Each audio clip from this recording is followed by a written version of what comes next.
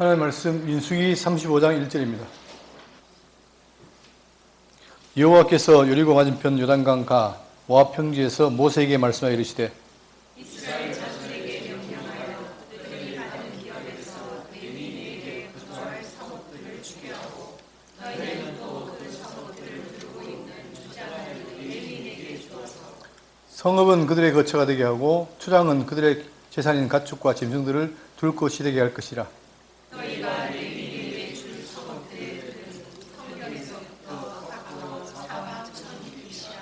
성을 중앙에 두고 성 밖 동쪽으로 2,000규빗, 남쪽으로 2,000규빗, 서쪽으로 2,000규빗, 북쪽으로 2,000규빗을 측량할지니 이는 그들의 성읍의 들이며 너희가 레위인에게 줄 성읍은 살인자들이 피하려 할 고피 성읍 6성읍이요 그 외에 40. 너희가 레위인에게 모두 48성읍을 주고 그 추장도 함께 주되 너희가 이스라엘 자손의 소유에서 레위인에게 너희가 성읍을 줄 때에 많이 받은 자에게는 많이 빼어서 주고 적게 받은 자에게서는 적게 빼어 줄 것이라. 각기 받은 기업을 따라서 그 성읍들을 레위인에게 줄지니라. 아멘. 이 레위기도 다음 주 되면 다음 주면은 이제 끝이죠. 지금 우리가 살핀 것은 레위인의 성읍과 도피성입니다. 지금 모압 땅에 이제 진을 치고 있고 곧 요단강만 건너면 가나안 땅이죠. 그 땅에 가거든 어떻게 해라? 이 레위인들에게 성읍을 주고 도피성을 만들어라는 얘기입니다. 자, 지금 전체적으로 봤을 때 이제 거의 그들이 가나안 땅 가기 전에 직전에 마지막 천연적인 이제 교육인데 지금 보시면 자, 지금 40년 동안에 어떻게 일이 벌어졌느냐 하면은 그들이 가데스 바네아에서 정당군이 배반한 이후에 38년을 돌았습니다. 돌고는 어떻게 되냐? 세대 교체가 됐죠. 교체된 세대에게 지금 교훈을 하는 것이 바로 내용인데 지금은 백성들에게 가서 어떻게 할 것인가를 미리 교육합니다. 그러니까 그들은 미리 교육받는 거죠. 아직 경험을 못했기 때문에 그 땅에 가면 어떤 일이 있을지 모릅니다. 그러나 그들이 이런 말씀을 듣고 배웠을 때에 가서 할 일을 알게 되는 거죠. 자, 그래서 이 교훈을 하는데 지금 35장의 내용은 1절부터 8절까지 뭐냐면 자, 이스라엘 지파들이 레위인을 위해 48성읍과 목초지를 나누어 주라는 얘기입니다. 그러니까 이 레위인이 뭐가 없냐? 기업이 없죠. 다른 지파들은 다 땅이 있어서 기업이 있지만 그러나 레위인은 없기 때문에 그들에게 별도로 48개의 성읍을 주라는 얘기예요. 왜? 그들도 먹고 살고 해야 되기 때문에. 그 다음, 자, 그 뒤에는 뭐냐면은 39절부터 34절까지는 48개 성읍 중에서 6개를 도피성으로 지정해라. 도피성입니다. 지정해라. 그래서 실수로 살인한 자, 다가 아니라 전부 살인한 자, 전부 말하는 게 아니라 실수로 살인한 자, 즉 과실치사자에 대해서 피해 보복을 피하도록 보호한다는 거예요. 이게 이제 특히 성경이 말하고 있는 이 도피성의 특별한 법인데 이걸 통해서 무고한 생명을 죽이지 말라는 얘기죠. 자, 그리고 우리가 지금까지 봤을 때 지금 여기에 교육 가운데 뭐가 있냐면은 이 교육 중에 앞으로 가서 뭘 해라 하는 거 미리 얘기합니다. 그게 바로 한 6가지 되는데 첫 번째로 인구조사를 했죠. 2차. 그리고 분배된 땅의 상속법. 자, 아직까지 차지하지 않았는데 미리 땅을 분배합니다. 그리고 이 땅이 어떻게 상속할 건지 미리 말했고, 제사와 절기의 규례. 당연히 가나안 땅 들어가서도 제사와 절기를 지켜야 된다. 그리고 가나안 정복을 어떻게 할 것인가 계획하고, 가나안 땅의 분배 원칙. 자, 번칙을 얘기하고, 그 다음에 레위인 성읍과 도피성 제도, 오늘 마지막이죠. 이걸 하고 됩니다. 본문 보시면 1절입니다. 여호와께서 여리고 맞은편 요단강가 모압 평지에서 모세에게 말씀하여 이르시되, 위치가 바로 모압 평지라는 거죠. 거기서 말씀하시되 이스라엘 자손에게 명령하여 그들이 받은 기업에서 레위인에게 거주할 성읍을 주게 하고 너희는 또 그 성읍들을 두르고 있는 추장을 레위인에게 주어서 자, 여기 지금 주란 게 뭐냐면 성읍과 그 다음에 추장입니다. 성읍은 백성들을 위해서 준 거고 추장은 바로 그들에 있는 짐승을 위해 주는 거죠. 자, 그러면 왜 이걸 별도로 주라 하느냐? 그 이유는 뭐죠? 그들에게 기업이 없습니다. 그래서 성경에 따로 말하기를 뭐라 하냐면은 자, 민수기 18장 20절에 오직 여호와가 그들의 기업이다. 즉, 이 레위인들은 특별한 임무가 있습니다. 자, 성전에 제사를 드려야 되잖아요. 그러다 보니까 그들이 기업이 없기 때문에 특별한 게 있는데 그 말씀하시기를 여호와께서 또 아론에게 이르시되 너는 이스라엘 자손에게 땅에 기업도 없겠고 그들 중에 아무 분깃도 없을 것이다. 그러니까 레위인에게는 뭐가 없습니까?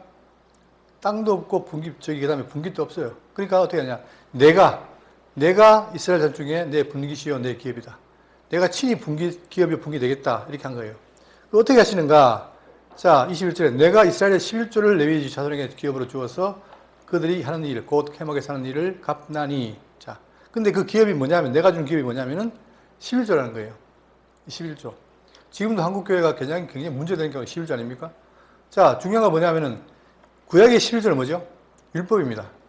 율법이기 때문에 안 하면 안 됩니다. 법이기 때문에. 그러나 신약에 와서 지금도 11조라는 이름을 하고 있는데 둘 다 11조, 구약이든 신약이든 간에 바탕은 뭡니까? 하나는 은혜예요. 은혜를 또 깨닫고 그걸 이제 드리는 것인데, 물론 신약교회는 10조가 없지만, 그러나 많은 사람들이 굳이 한다면은 은혜로 연보를 하는 거죠. 연보.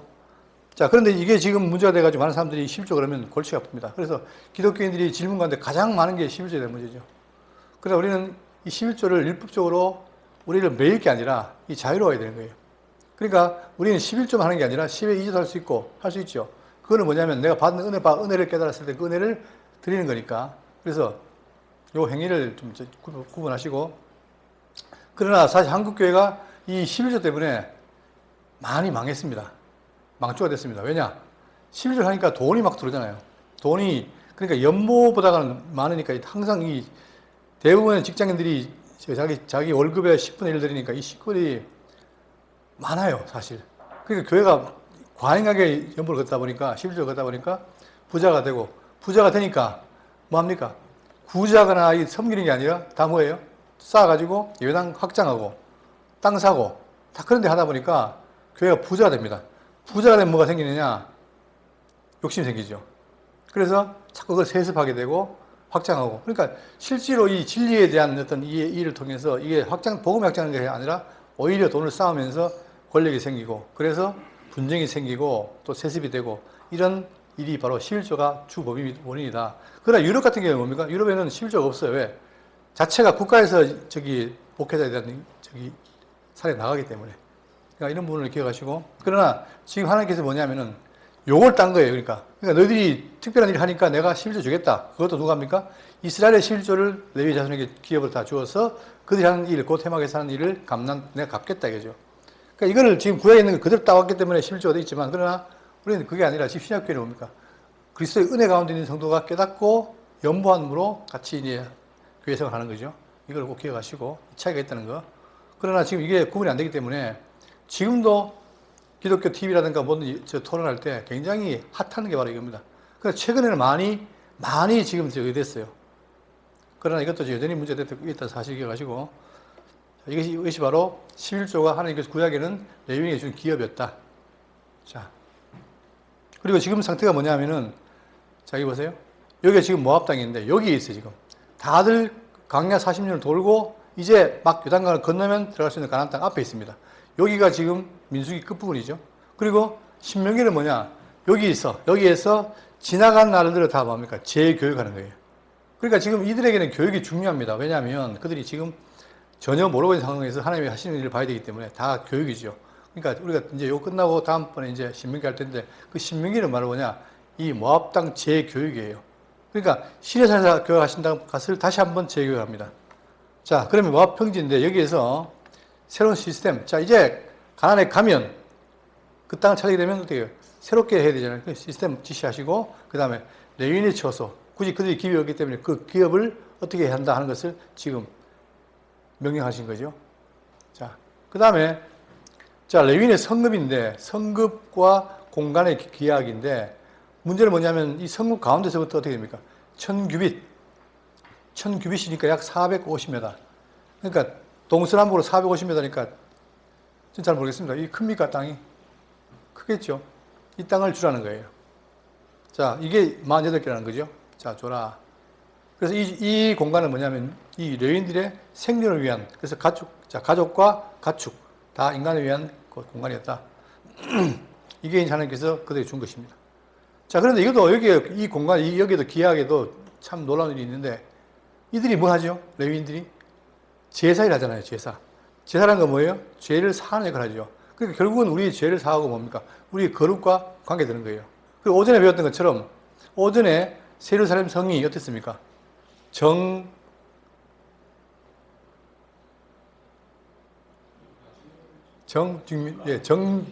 정육면체 맞습니까? 예, 그러니까 동서남북, 즉 길이 높이가 다 같아요. 마찬가지로 레위인에도 뭡니까? 여기 보시면 다 같습니다. 이것은 뭐라 의미한다?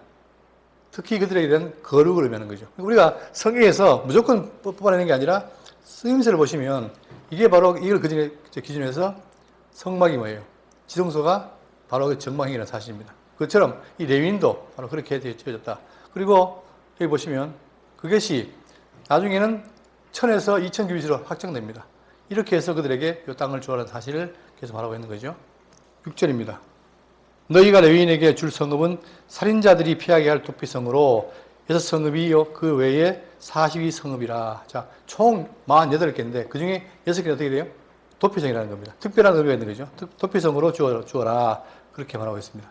자, 그러면 성경에서 도피성이라는 게 뭐냐면 어떤 죄를 지었을 때 도피하는 거죠. 그런 의미인데 이 도피성에 대한 계시를 보시면 첫 번째 출애굽기 20장 13절에 만일 사람이 고의적으로 한 것이 아니라 중요한 게 단서가 있습니다. 고의적인 것이 아니라 이게 신구약 전체에서 굉장히 중요한 의미인데 사람이 죄를 지을 때 내가 의도해서 고의적으로 한 게 있습니다. 그러나 그게 아니라 부지 중에 자기도 모르게 고의적이 아니라 하는 것이었을 때 하나님이 사람을 그의 손에 넘긴 것이면 내가 그를 위하여 뭐예요?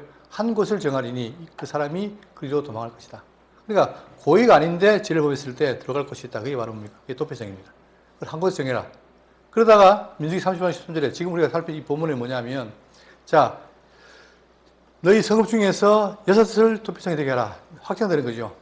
48 성읍 가운데 6개를 도피성이 되게 해라.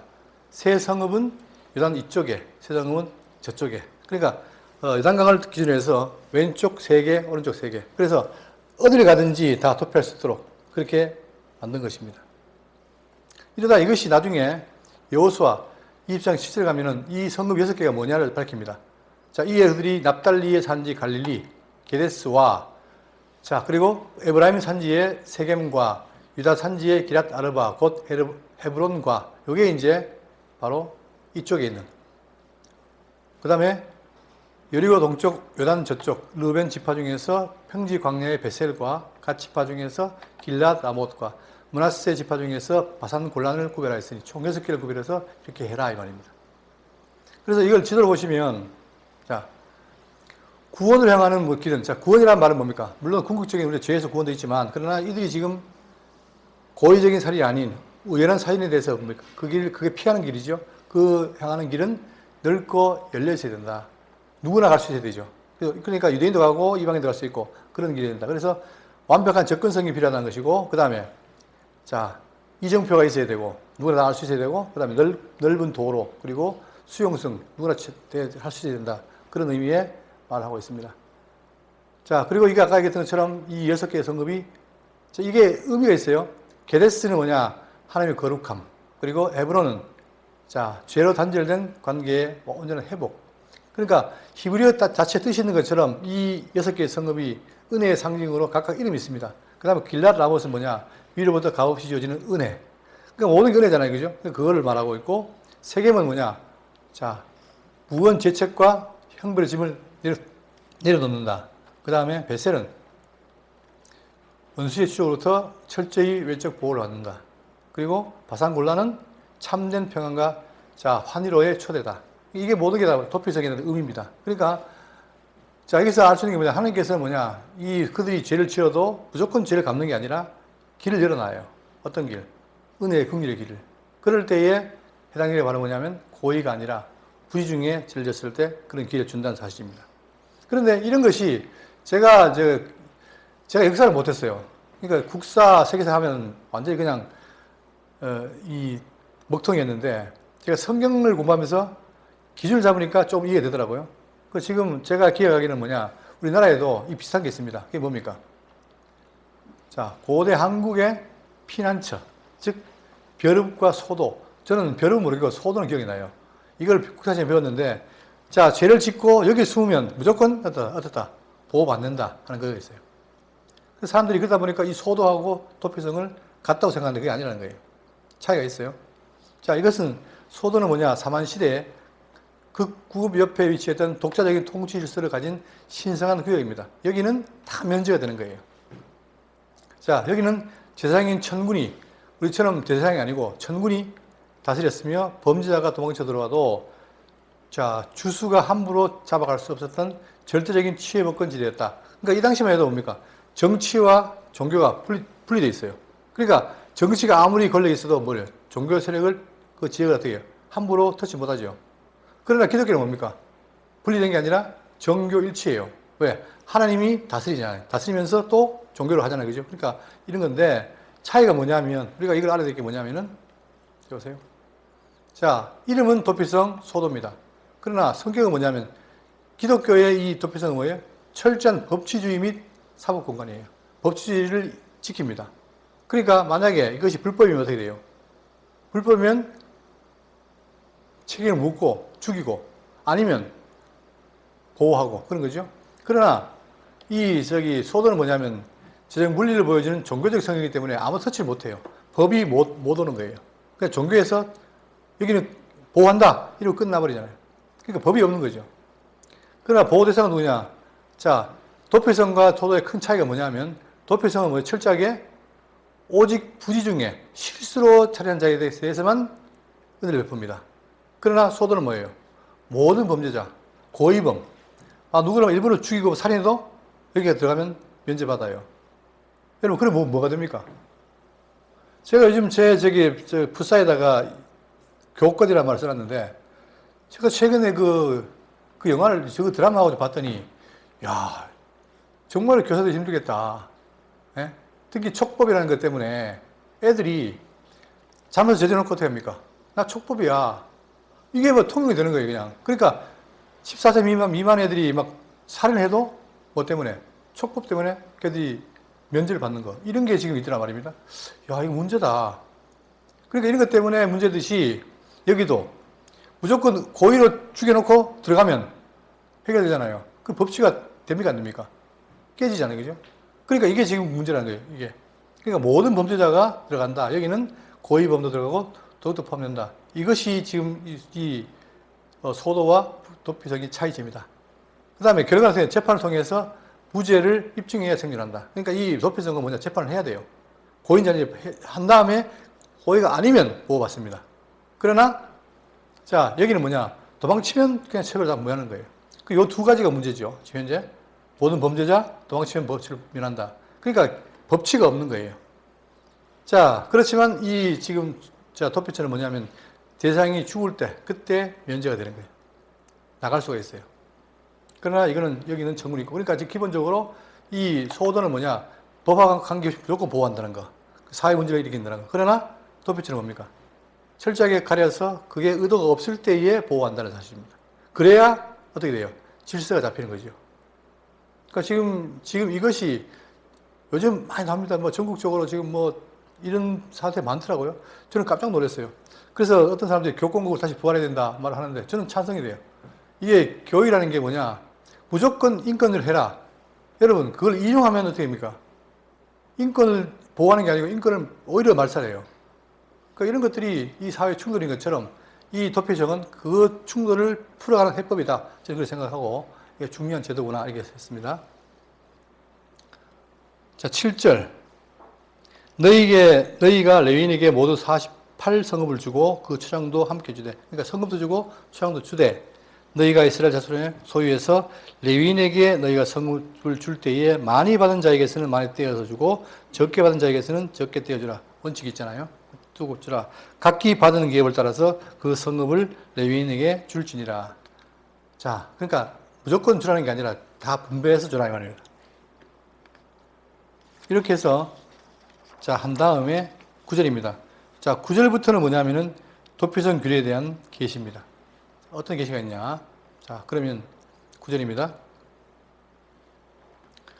여호와께서 또 모세에게 말씀하여 이르시되 이스라엘 자손에게 말하여 그들에게 이르라. 너희가 요단강을 건너 가나안 땅에 들어가거든.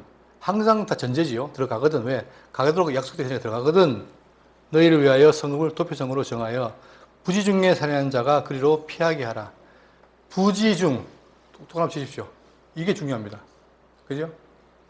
나중에 히브리서와 연결시킬 텐데, 부지 중에 살인한 자가 그리로 피하게 하라 하면서, 자, 이게 왜 중요하냐면, 보세요. 이스라엘에는 법이 충돌되는 게 있습니다. 뭐가 있냐면은, 자, 실제로 도피성은 은혜의 청사진입니다. 은혜로운 건데, 자, 문제는 뭐냐면 도피성도 있고 또 뭐가 있어요? 고엘제도가 있습니다. 고엘제도. 이 고엘제도가 뭔지 아세요? 고엘. 이게 뭡니까? 고엘 그럼 누구 생각납니까? 보아스. 보아스 누구죠? 보아스입니다. 이렇게 나오잖아요. 그때 보아스가 뭐예요? 자기의 친족인 엘리멜렉의 기업을 물어주죠. 그래서 누구하고? 룻과 결혼하죠. 자, 그것처럼 뭐가 있냐면은 남의 기업을 물어준 것도 있지만 또 뭐가 있습니까? 가까운 친족이 필요할 대신에 복수할 권리가 있습니다. 갚아주는 거기 때문에. 자, 기업도 물어주지만 또 친족이 억울한 일을 당했을 때 뭐예요? 그것을 갚아주는 것도 고엘제도예요. 자, 그러나 이게 정의의 실현의 측면도 있으나, 자, 감정적으로 보복하면 어떻게 됩니까? 이게 또 사회의 문제가 되죠. 이게 문제인 거예요. 그러니까 고엘제도도 있고, 그 다음에 그거를 보완하기 위해서 뭐가 있습니까? 도피성 제도가 있는 거예요. 이해되십니까? 그러니까 요 문제가 만약에 안 그러면 고엘제도만 있으면 어떻게 됩니까? 내가 그냥 가서 막 갚아버린 거예요. 무자비하게. 그러면 이게 감당이 안 되겠지, 이것도. 그렇기 때문에 그런 자를 보호하기 위해서 뭐다? 도피성이 필요하다는 거죠. 은혜로. 그러니까 서로 이 법이라는 게 뭐냐? 전 잘 모르지만 국회에 이렇게 한 번씩 청문회라든가 뭐 들어보면은 그런 게 보여요. 두 개의 법이 충돌하는 게 있어요. 그럴 때 어떻게 됩니까? 그걸 잘 논의해서 충돌이 안 되게 해야 됩니다. 그래야 나라가 잘 돌아갈 거 아닙니까? 그런데 인간이 만든 법이라는 게 항상 그 양면성이 있어요. 아까 얘기했던 것처럼. 촉법을 했더니 그걸 이용을 해요. 그러니까 지금 뭐냐, 옛날에, 여러분 세상이 이렇게 바뀌었어요. 옛날에 제가 학교 다닐 때는 선생님이 닥치는 대로 따귀도 때리고, 몽둥이로 때리고, 그래도 우리는 직설을 못했어요. 그렇잖아요. 그때만 해도 선생님이 왕이니까. 그러니까 선생님들이 좋은 분도 계시지만, 그렇지 않은 분들은 잡히는 대로 막 폈어요. 자, 그런데 지금 뭐냐, 지금은 선생님이 애한테 가가지고 귀엽다고 볼을 만진다든가 아니면 걔를 책망한다고 뭐 약간 머리를 툭 쳤다. 그럼 어떻게 됩니까? 바로 고소당해요. 당하면 어떻게 되느냐? 그러니까 악질 부분을 만나면 선생님이 죽어나는 거예요. 계속 밀어넣고 그래가지고 자살하는 사람도 있잖아요. 그만큼 이런 게 물론 좋게 하기 위해서 아이들 인권을 보호하기 위해서 만든 법이지만 나중에 그게 뭐다? 오히려 충돌을 일으키고 남을 죽이는 그런 일이 된다. 이런 게 문제인 거예요. 그러니까 기독교와 차이가 뭐냐? 법이라는 게 뭐냐? 기본적으로 바탕에 사랑이 없기 때문에 그렇게 만들어놨지만 성경은 뭐냐? 성경은 이 법이 있을 때 이거 어떻게 됩니까? 서로 충돌될 때 여기에 바탕하는 은혜가 바탕이 되는 거예요. 그러니까 지금 고엘제도도 은혜고 도피성도 은혜입니다. 그죠? 그러니까 이게 그냥 별도로 놓고 보면은 충돌되지만 그러나 잘 조화하면은 충돌이 안 되는 거죠. 그만큼 성경의 법이 이렇게 치밀한 거예요. 자, 그러면 여기 보시면, 자, 그러면 성경이 말하는 정의의 해부학, 고의인가 과실인가 이거죠. 그러니까 고의라면 뭐예요? 내가 아예 뜻해가지고 일부러 죽인 거 아닙니까? 그러나 과실은 뭡니까? 내가 뜻하지 않았는데 우연히 실수해서 죽게 되는 거예요. 그러면 그거는 뭡니까? 이걸 그냥 그렇다고 거기에 대해서 사형을 취한다든가 하면 안 되겠죠. 자, 그러면 고살과 과실사의 차이가 있다는 사실입니다. 이랬을 때에 고살은 당연히 처벌해야 되지만 과실치사는 뭐다? 보호해야 됩니다. 일단 그것도 그냥 무조건 보호하는 게 아니라 뭐 한 다음에 재판을 해서 맞다면 보호하는 거예요. 그러기 위해서 뭡니까? 둔 것이 바로 도피성이라는 거죠. 물론 지금도 뭐 국민신문고라는 게 뭐 자기 억울함을 표현하지만 그러나 도피성은 없잖아요. 그죠? 이런 것이 지금 사회에 필요한 거예요.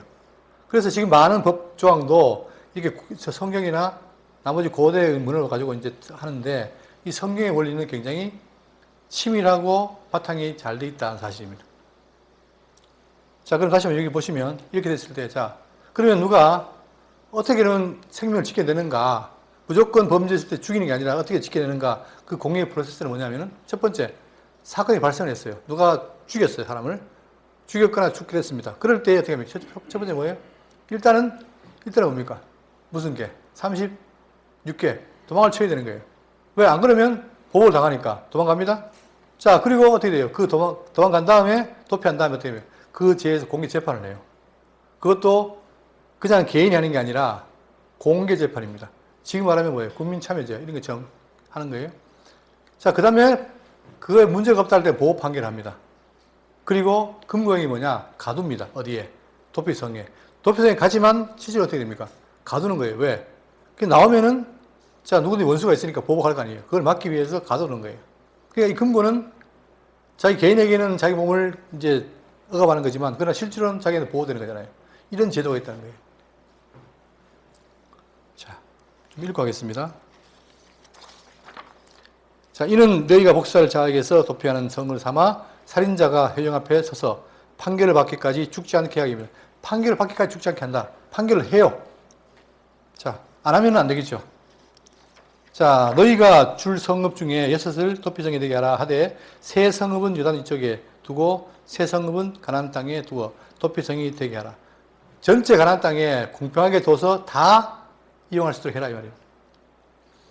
이 6성읍은 이스라엘 자손과 타국인과 이스라엘 중에 거류하는 자의 자손과 그다음 뭐예요? 타국인과 이스라엘 중에 거류하는 자의 도피성이 되리니 둘 다 됩니다. 되리니 부지 중에 살인하는 모든 자가 그리로 도피할 수 있으리라. 그러니까 인종차별이 없는 거예요. 다 해당되는 거예요. 그런데 어떤 게 예외냐? 16절입니다.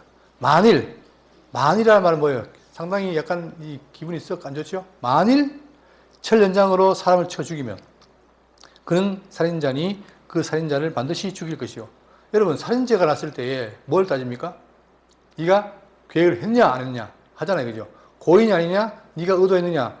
그래서 의도 안 했으면은 이 형이 낮은데 만약에 고의로 준비했다. 막 다 계획했다. 이러면 어떻게 돼요? 올라가잖아요. 마찬가지로 지금 뭐냐면은 자, 철연장으로 이 말은 뭡니까? 이게 뭔 말이에요? 살인을 어떻게 했다? 계획했다는 거예요. 뭘로 죽일지. 연장으로 사람을 쳐 죽이면 살인자니 살인자를 반드시 죽일 것이요. 반드시 죽이라는 거예요. 여기서 그냥. 그 다음 만일 사람을 죽일 만한 돌을 손에 들고 이번에는 돌을 듭니다. 여러분 돌을 든다는 말은 뭐예요? 돌로 물론 옛날처럼 뭔가 이렇게 빻기 위해서도 필요하겠지만 그게 아니라 이 돌을 들고 사람을 치면 어떻게 됩니까? 죽잖아요. 이게 무기죠. 쳐 죽이면 이런 살인한 자니 그 살인자는 반드시 죽일 것이요. 이거는 지금 도피성의 예입니다. 또 18절 만일 사람을 죽일 만한 나무 연장을 손에 들고 사람을 쳐 죽이면 그런 살인한 자니 반드시 죽일 것이니라. 이것도 뭡니까? 죽일 만한 나무 연장. 여러분 다 무기예요. 사람이 심지어 연필도 무기입니다. 다 무기 아닙니까? 들고 했을 때에. 그 다음 19절 피를 보복하는 자는 그 살인한 자를 자신이 죽일 것이니 그를 만나면 죽일 것이요. 또 20절 만일 미워하는 까닭에 밀쳐 죽이거나 자 사람을 밀쳤는데 죽었어요. 근데 어떤 마음으로? 저놈 내가 죽여야지. 그럼 미운 마음으로 했다. 그러면 그것도 고의라는 거예요. 자, 죽이거나 기회를 엿보아 무엇을 던져 죽이거나. 그러니까 우연히 내가 원치 않는데 한 게 아니라 뭔가가 저놈이 미워 죽겠다. 그래서 보복해야지. 그런 마음을 했다면 다 안 된다는 거예요. 21절 아기를 가지고 손으로 쳐 죽이면 그 친자는 반드시 죽일 것이니 이는 살인하였음이라. 피를 보복하는 자는 살인자를 만나면 죽일 것이니라. 여기까지 지금 예외가 있습니다. 그 다음 22절 자 여기 보시면 악의가 없이 자 이게 중요해요. 악의가 없이 고의가 아니게 없이 어떻게 했다. 우연히 사람을 밀치거나 기회를 엿봄이 없이 무엇을 던지거나 그냥 우연히 뭐 했는데 던졌는데 우연히 맞은 거예요. 우연히 죽은 거예요. 그러니까 이 사람이 의도가 있습니까 없습니까? 없죠.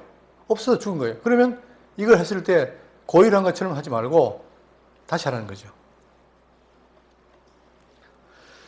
보지 못하고 사람을 죽일 만한 돌을 던져서 죽였을 때에 이는 악의도 없고 헤아려 한 것도 아닌즉 회중이 친자와 피를 보복하는 자 간에 이 규례대로 판결하여 규례가 있는 거예요. 이걸 판결하라는 거예요. 판결해서 그것이 무고하면 풀어주라는 거죠. 25절 피를 보복하는 자의 손에서 살인자를 건져내어 그가 피하였던 도피성으로 돌려보낼 것이요. 그는 거룩한 기름 부음 받은 제사장이 죽기까지 거기 거주할 것이다. 그러니까 그런데 그 사람이 도피성에 들어갔을 때에 거주하는 게 언제까지냐? 누가 죽을 때까지?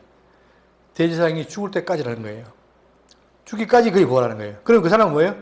대제사장이 죽으면 자유로워지는 거죠. 이게 참 아이러니한 건데 문제는 뭐냐?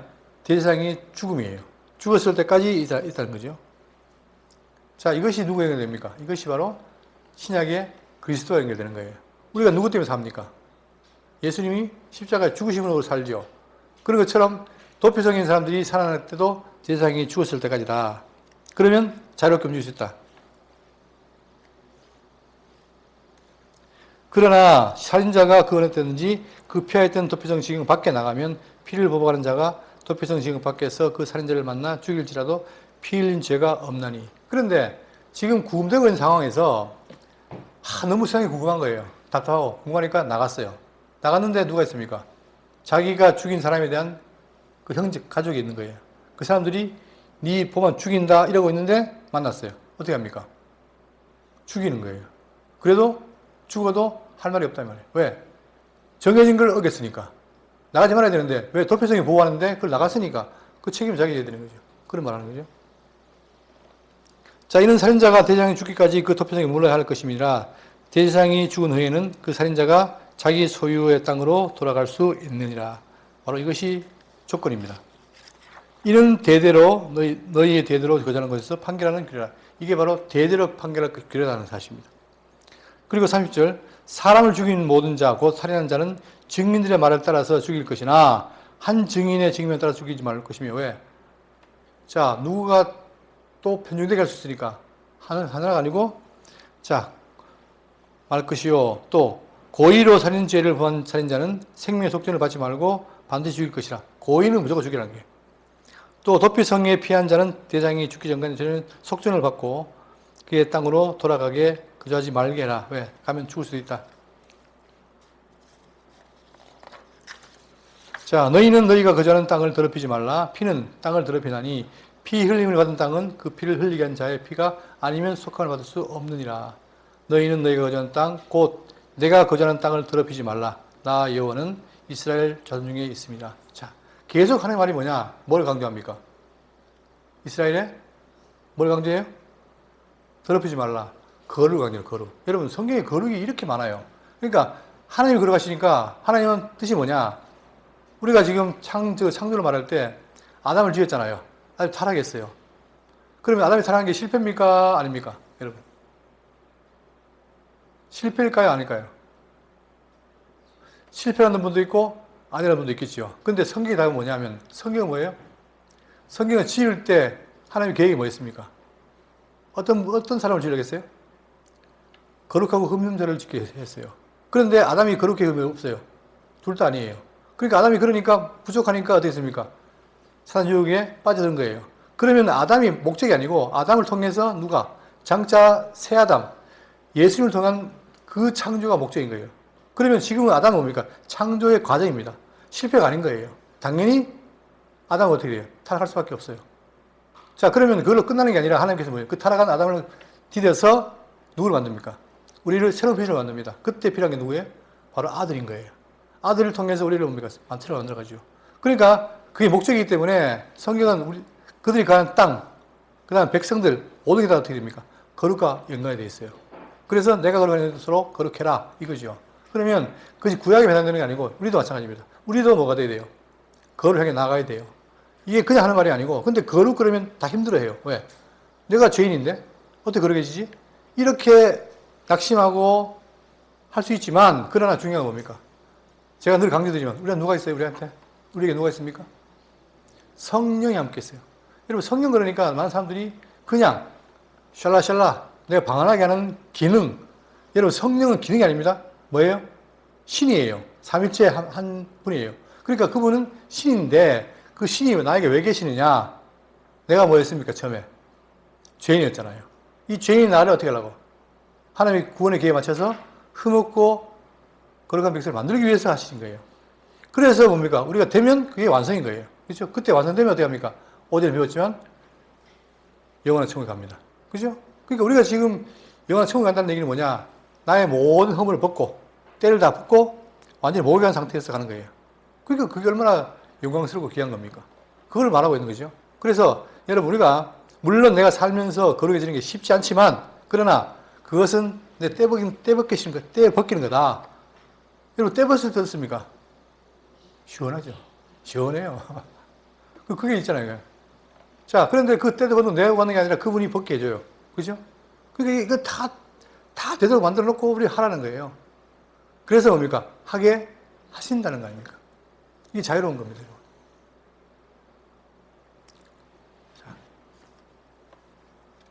자, 그래서 이제 정리를 하면 아까 얘기했죠.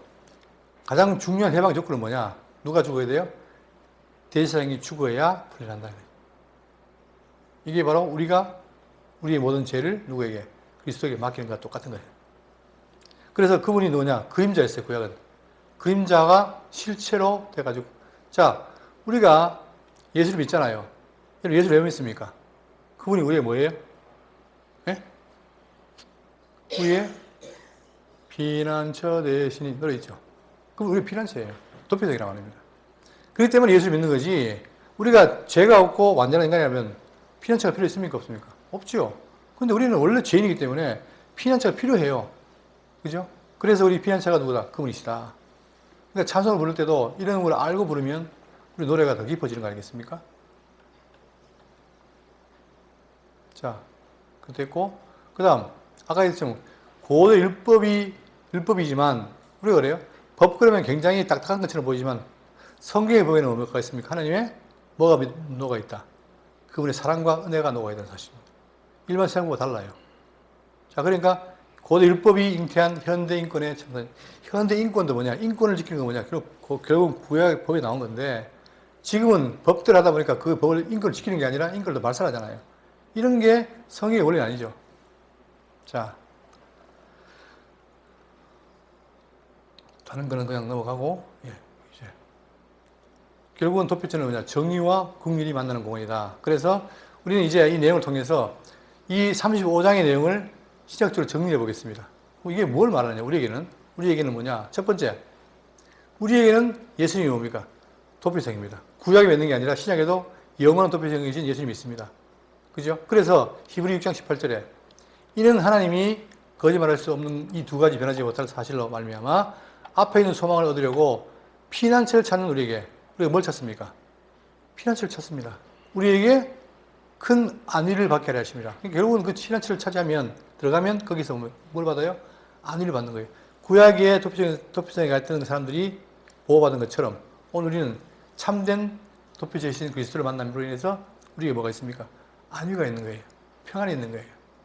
그러니까 지금 우리가 샬롬 이런 인사를 할 때도 구약의 이스라엘이 샬롬 하더라. 그러니 그거 듣보는 게 좋대. 그래서 하는 게 아니고 뭐예요? 우리는 더 나아가서 뭡니까? 우리가 예수를 만나는 게 뭐냐? 그걸 말하면 뭐가 있습니까? 우리에게 평화가 임한 거예요. 그러니까 그거를 생각해서 하는 것이지 구약의 이스라엘이 하니까 참 좋더라 했다는 게 아니라 말입니다. 근데 지금은 많이 하잖아 이거. 근데 우리 진짜 예수님이 우리에게 뭐 줬다? 평안을 주신 것이죠.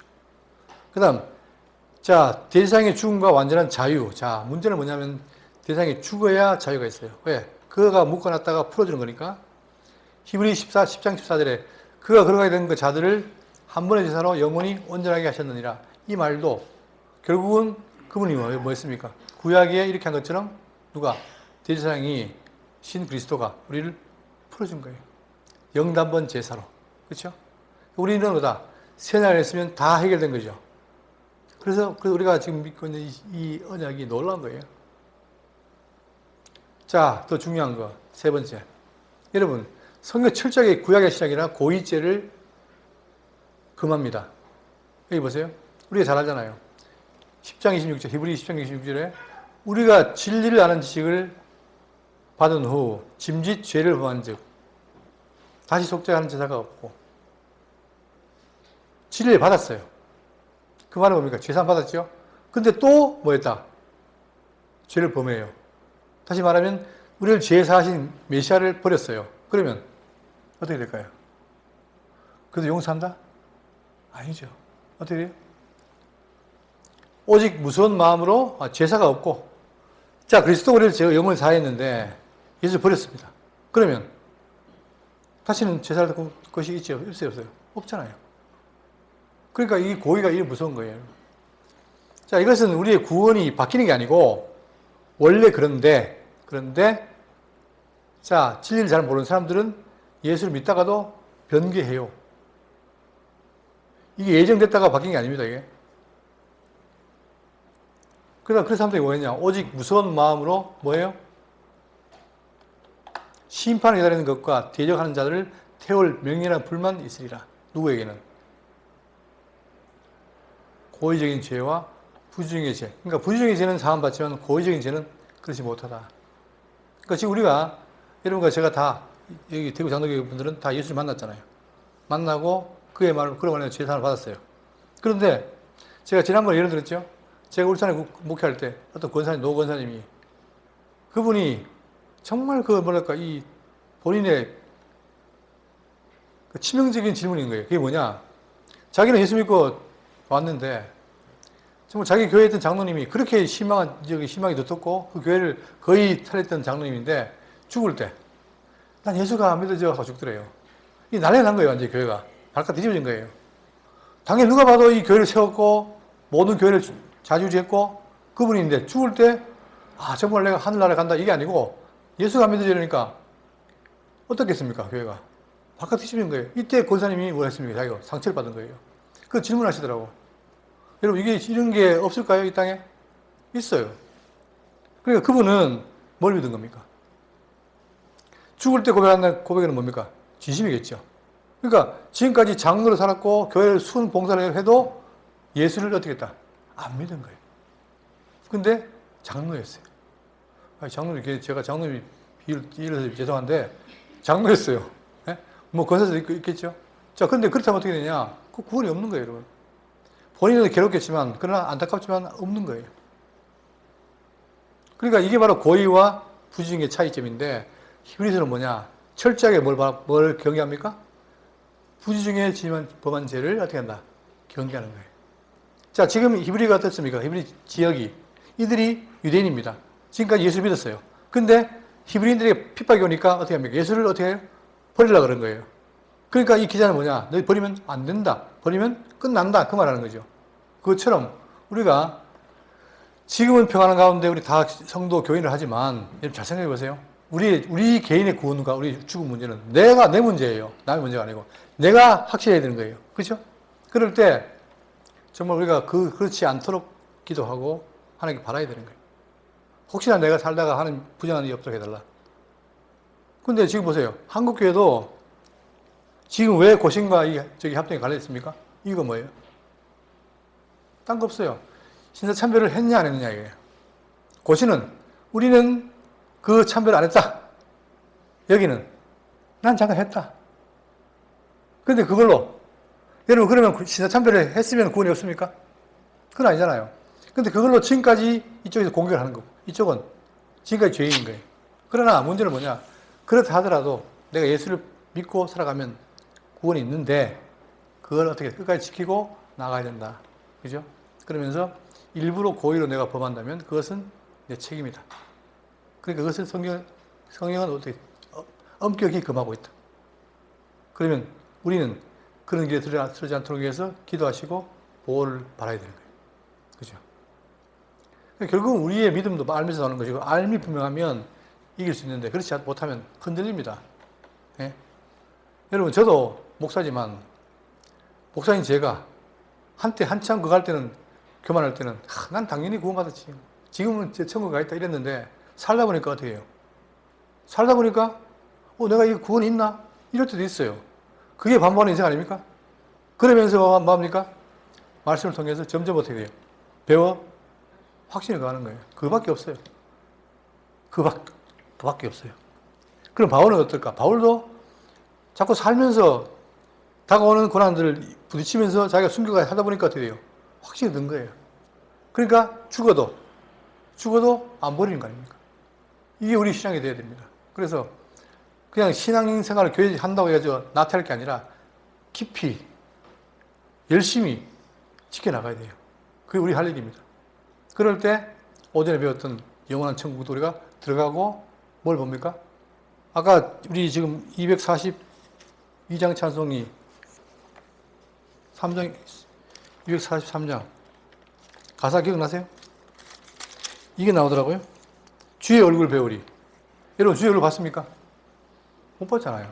물론 어떤 사람은 아주 잘생긴 예수님, 어떤 사람은 아주 못생긴 예수님 있지만 난 잘 모르겠고 그러나 나중에 천국 가면 그분 배울 거 아닙니까? 난 이게 찬송 부르면서 그 생각이 나더라고요. 여러분 우리 모두가 그의 얼굴을 뵙기를 바라겠습니다. 예, 기도하겠습니다.